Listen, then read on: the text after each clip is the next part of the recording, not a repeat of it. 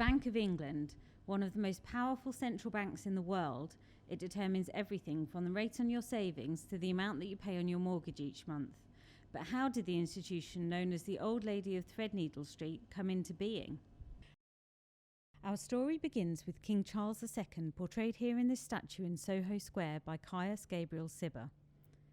When Charles was restored to the throne in 1660, he was determined to live an extravagant life. He also wanted to expand the English navy to support England's wars against the Dutch. The problem was that Parliament wasn't willing to raise taxes to fund this, and this became a major problem for King Charles since only Parliament had the right to levy taxes. Indeed, parliamentary control of the taxes was one of the few things that had been resolved by the English Civil War.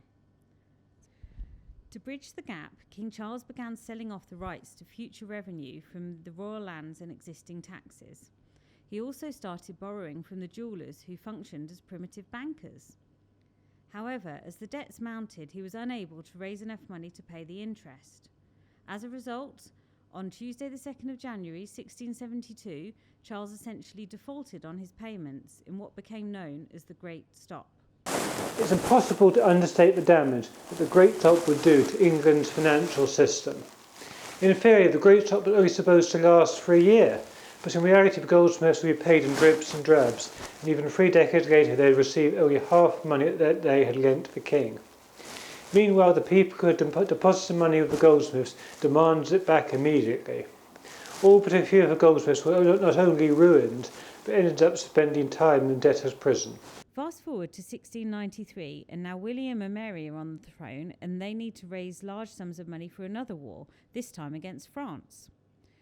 William again approached the goldsmiths, but given what had happened 2 decades before, they refused. So another solution had to be found.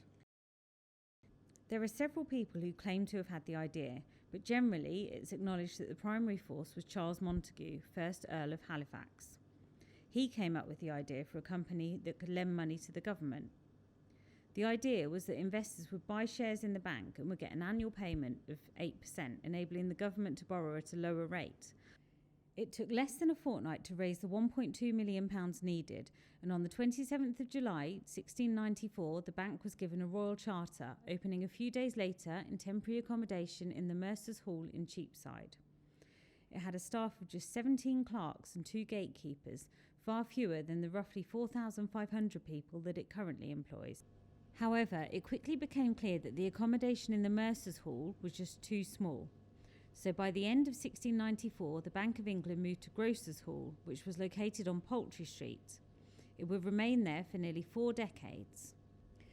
By 1734, it was time for the Bank of England to move again, this time to its current site on Threadneedle Street. Over the next century, it would slowly expand to the point where it now occupies 3.5 acres.